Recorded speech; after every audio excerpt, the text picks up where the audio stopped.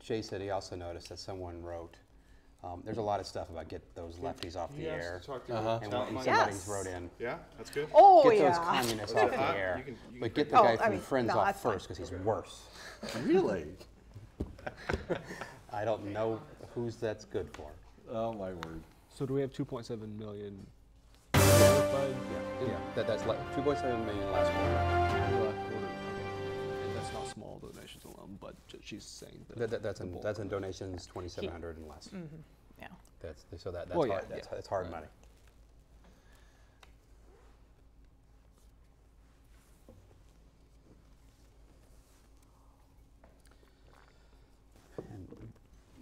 And later on, do you have your phone? You can take a picture.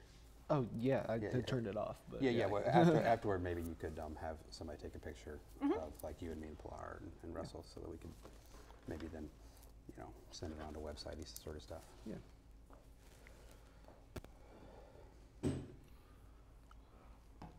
And then when the package is on, then we're off. Yeah.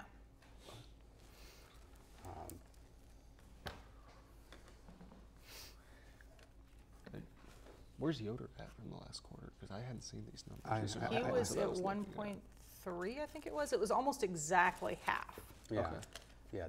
And those numbers are both in the package. Yeah. They all just kind of try to guess and time their filings to make sure that they're all. 90% sure I already did that, but let's double check. As of July, it was like Exactly. Yep. 8 to 1 Yeah. that he had outraised. Yeah. No, Yeah. that's it, and that's happening all over the country. Yeah, shows how that race has turned around. I mean, and he's never been extremely popular there, so it's really. Yeah. Well, although he actually the Libertarians had like their best race ever because the Democrats didn't have a candidate one year. Yeah. So I mean.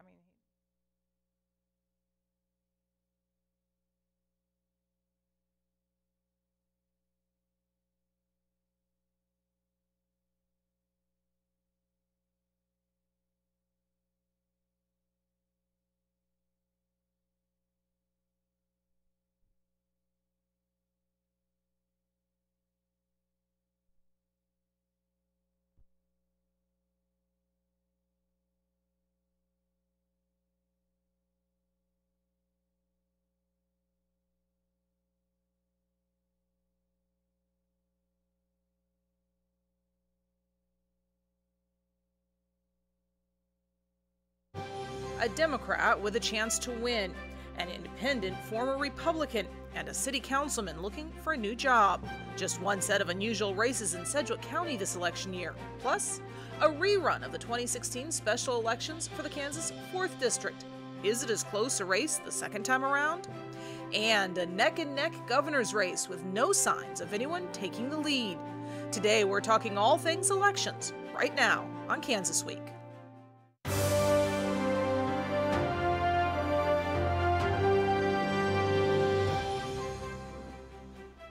Welcome to a special edition of Kansas Week, concentrated on the 2018 midterm elections here in Kansas. I'm your host, Pilar Pedraza. Just over 3 weeks until election night, and many of the top races in Kansas are taking some pretty strange turns. Let's start with the governor's race. Officially, 5 candidates are running to be Kansas' next governor. Independents Rick Cluse and Greg Orman, Libertarian Jeff Caldwell, Democrat Laura Kelly, and Republican Chris Kobach. To date, there have been at least 6 polls in this race, all of them showing Kobach and Kelly within 1 point of each other, a statistical toss-up. Greg Orman comes in a distant third. Organizations from the Cook Report to Fox News are rating this race a toss-up. The economy has been at the root of much of the campaign bickering between the leading candidates. Laura Kelly promises the ability to get state lawmakers working together again, and an improvement to the renewed prosperity in Kansas after tax changes passed last year through smarter tax codes and better funding of Kansas public schools. Chris Kobach says he'll bring prosperity with tax cuts, kicking out illegal immigrants and making schools spend the money they have more efficiently. To date, Laura Kelly has received endorsements from dozens of state Republicans who emphasize her ability to work across the aisle, while Chris Kobach has brought in big hitters like President Donald Trump, Vice President Mike Pence, and former Attorney General John Ashcroft. So what do we need to know to about this race to make a smart choice at the ballot box. Here to help us figure all that out, we have Dr. Neil Allen from Wichita State University. We have Matt Kelly, the editor of the Sunflower, the WSU paper, and Dr. Russell Arbin Fox from Friends University. Thank you, gentlemen, so much. All right, so let's start this off with, we've kind of had this conversation a couple times. Has anything changed? Is there anything that either candidate can do at this point in the governor's race to break free and take a lead? Russ, let's start with you. I am dubious that there really is anything that could happen, at least on the part of the Republican and the Democratic candidate. I think that they have shored up their bases as well as they're going to. Obviously, the Republican base in Kansas is much larger than the Democratic base, but Chris Kobach is also a much more polarizing and controversial candidate than their typical Republican. I honestly think that getting about 40% of the Republican vote is probably as good as he can expect. And Kelly and Lynn Rogers and the whole Democratic establishment are very, very fired up to see, what they can do to hold on to, that, 1/3, better than 1/3, 40% of the Kansas voting population that leans Democratic. I think that the only opportunities for real movement is on the side of the other candidates. Are they going to fade away? And if they fade away, who's going to pick up those votes? Or are they going to hold steady? Or are they actually going to pick up a few additional votes in the last few weeks? Really? Neil? Well, I was lucky enough to have Greg Orman, one of the independent candidates, in my class yesterday. And, he's certainly running great guns. And if you listened to him, you couldn't tell that he was polling between 9 and 12%. And that seems to be the real important factor. I think Russell's right, that I think Kobach and Kelly are probably sitting on about 40%. It's, dead even. And if Orman goes up to 15%, then Kobach probably wins. If he goes down to 5%, then Kelly wins. That's the model. Though notice who Orman and Dahl are working hardest to try to win. They're going hardest after Republican voters. Well, and I think that's a smart play, because the only way that Orman wins if this race is radically different than what the polls say. Mm-hmm. And if so, and the only way that's true is if there's a lot of Republicans who are open to Orman and Dahl. Right. And so it makes sense. It's just we don't have any evidence that that's going to work. True. Okay, so let's look at it from the voters' perspective then. Matt, I know that with a race this tight, any particular group, no matter how traditionally marginalized, their vote is going to count. And the youth vote is one that is often kind of pushed to the side. It's going to matter in this race. What are you hearing from folks on campus? Well, I can say from folks around campus, there's a lot of national involvement in politics right now, a lot of focus at the federal level. Of course, the name recognition of Chris Kobach is much greater than that of any other Secretary of State, I would say, in the U.S. So there's a lot of negative conversations, and really just the nature of these conversations are negative, speaking negative. I'm sorry, I'm not good at this. Yeah, but I think it makes sense, though, like if you would go talk to a student and say, do you want to vote? Say, yes, who are you going to vote for? And they would, probably maybe say against this person, which kind of makes sense. And also, like, the classes that I have right now are students who are politically involved more so, although I do have a first-year seminar class with a bunch of students who are engineering majors. And so, since they've been with me for a month, they're not novices anymore. No, like Matt actually was 2 years ago before he, interned in D.C. and is now heading the Sunflower. But Kobach is a national figure, but also it just shows that our politics is nationalized. Well, and there was no avoiding that with this race. Oh yeah, I mean he's been a national figure for years. I think if Jeff Collier had actually held on and won the Republican nomination, I don't know if the fundamentals of the race would be a whole lot different, but definitely the rhetoric and the strategy of the race would have been very, very different. I think it would have been highly unlikely that Jeff Collier could have brought both Donald Trump and Vice President Pence to Kansas to campaign for him. I think that there would be a lot more question about where the sort of marginal Republicans that were really activated by Donald Trump would end up voting. Again, I'm not sure that would have mattered too much to the fundamentals, but we're talking about a race that's close enough that, you know, any number of votes matters. So the fact that Kobach is very openly nationalized this, you know, that's kind of set the script, as it were. And I do find it interesting that, as we mentioned in the setup piece, Kobach has brought in big hitters to endorse him. President Trump, Vice President Pence, John Ashcroft, things like that. And Kelly has been concentrating on the in-state Republicans. Mm-hmm.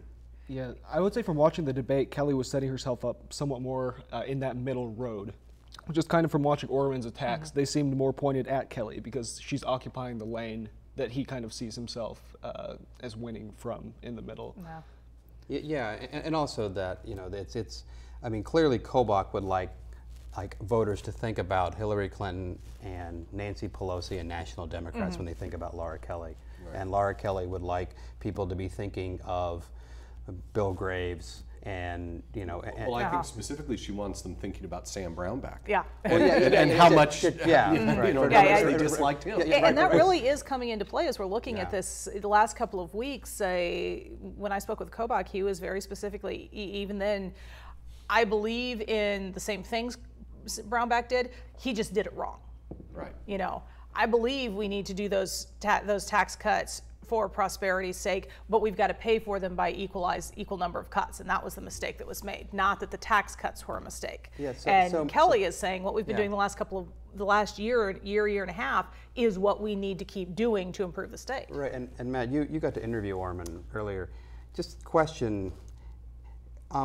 On issues, was there any real difference between him and Laura Kelly, the Democrat? Honestly, on many social issues, he seemed to be a little bit farther to the left than this middle lane that he's occupying. That's interesting because because Orman, you know, he has to move around a lot because he has to get, you know, voters from every pocket. He's got to get independents, he's got to get moderates, he has to get some Republicans, like Russell was saying, maybe a lot of Republicans.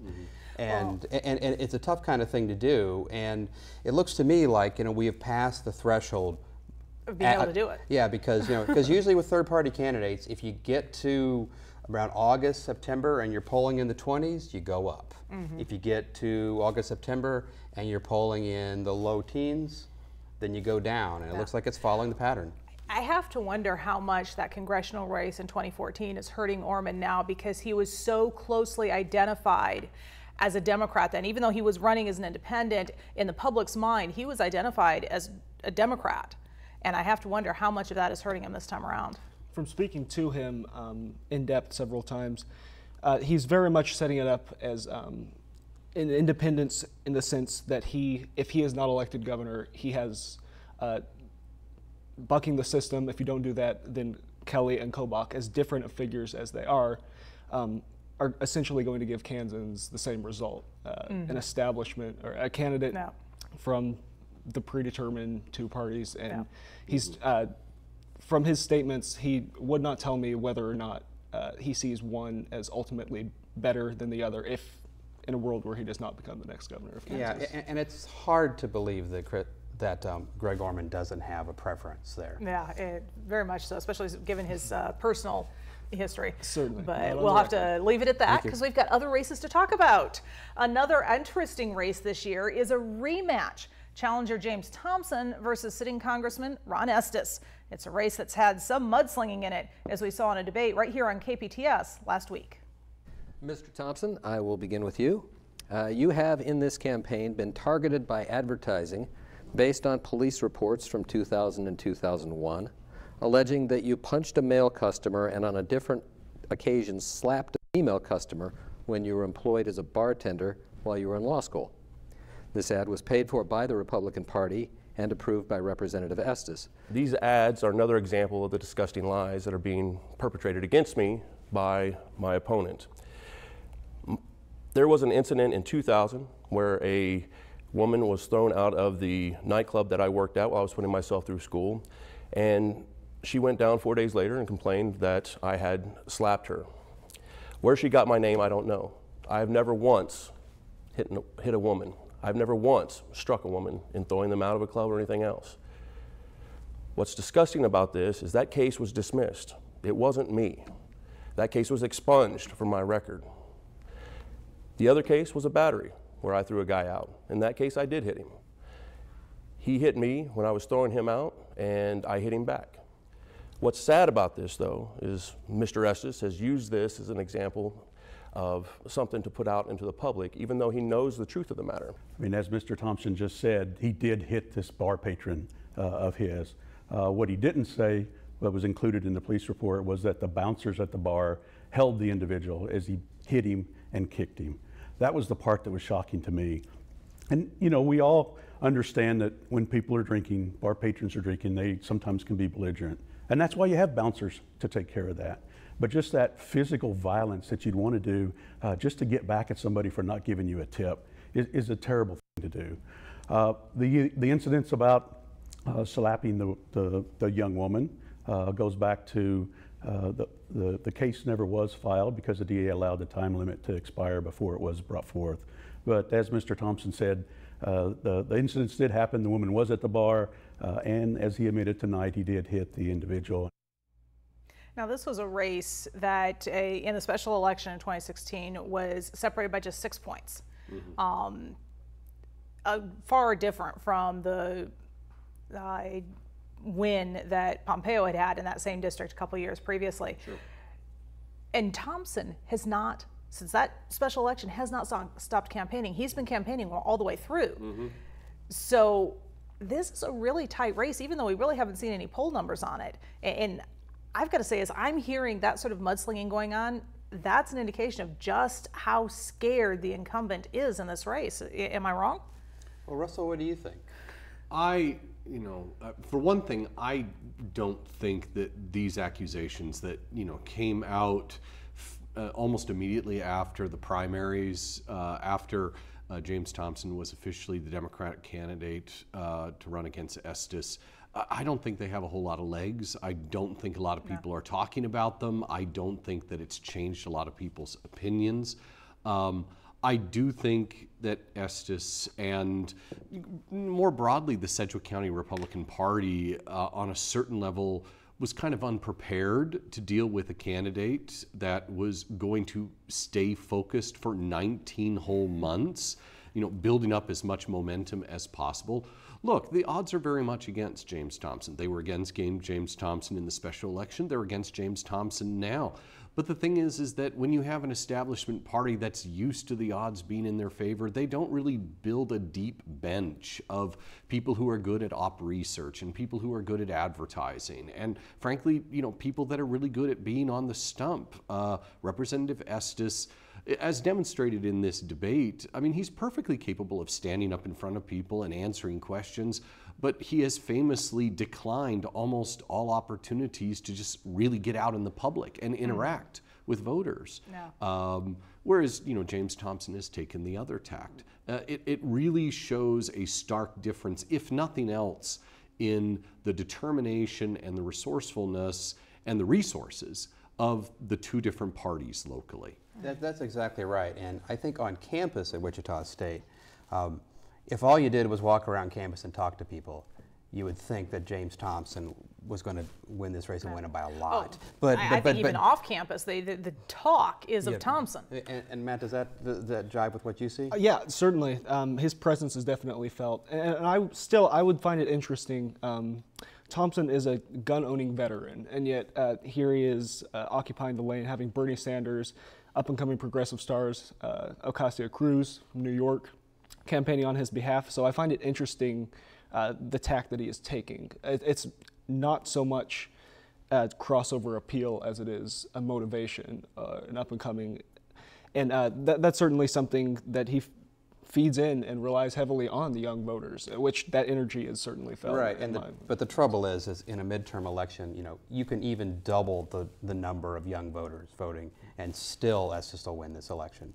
And so, because this is a Republican district we're sitting in right now. And there actually was one poll, although I hesitate to mention it because the sample size was quite small, although it has gotten reported a lot, and 538, the best prediction site, actually does use it, and they dropped Thompson's win probability from 19% to like below 1%. Oh, wow. Just because of that one really awful 240 person poll. Yeah. My guess is it's somewhere in between there. But if Thompson is the next congressman of the 4th District on Election Day, I think a lot of us will be very surprised. Well, we've seen bigger surprises on Election Day. Come on. That's true. And actually, I think that probably the best thing that Thompson has going for him, besides, you know, his own energy and the energy of the people that have, you know, worked with him for more than a year and a half, is the fact that there is, I think, a mini Kansas version of the blue wave that people have talked about. I had a conversation with James Thompson about this, and he acknowledged that, you know, amongst the activists, amongst the donors, the fact that you see real possibilities for Democratic wins in the 2nd District and the 3rd District is contributing to energy even here in the 4th District. I mean, I don't know how you would quantify that, but the fact of the matter is that you know, we're looking very likely at least a minimally changed political landscape in Kansas after these midterm elections, quite possibly a significantly changed landscape. And Thompson, on some level or another, is surely, if not directly benefiting from that, then at least being energized by that as well.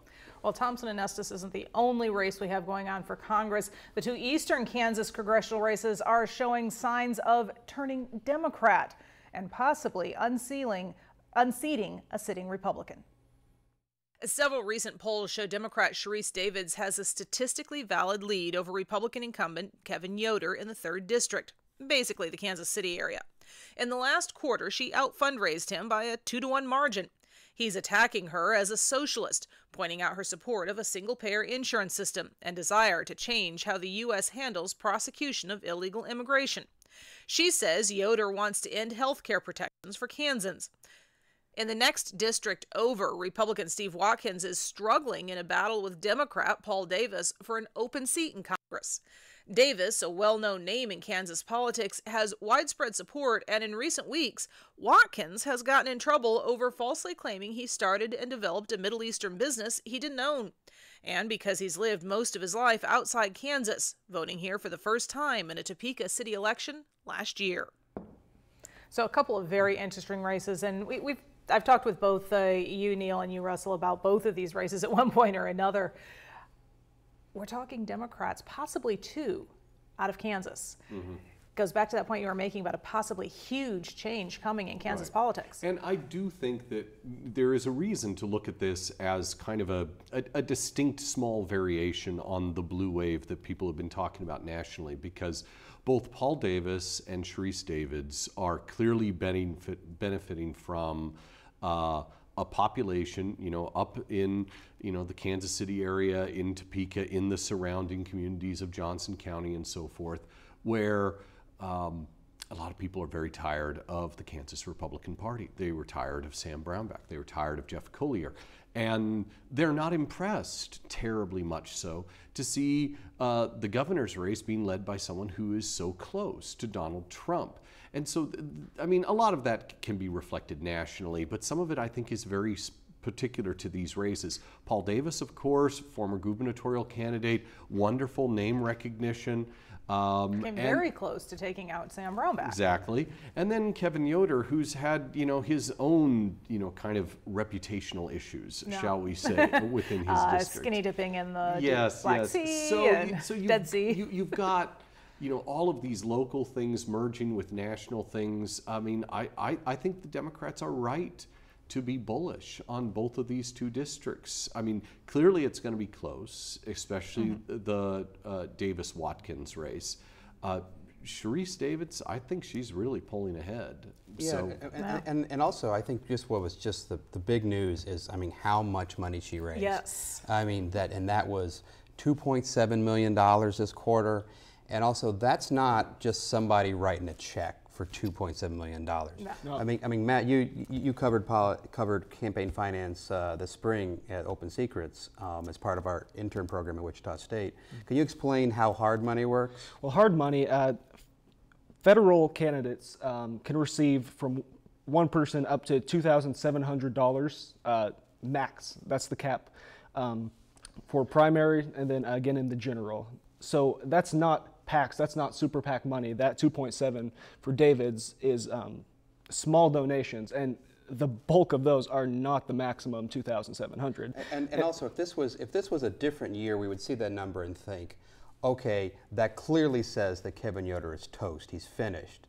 Now the question is, how much of that money is coming from local? How much of money is national?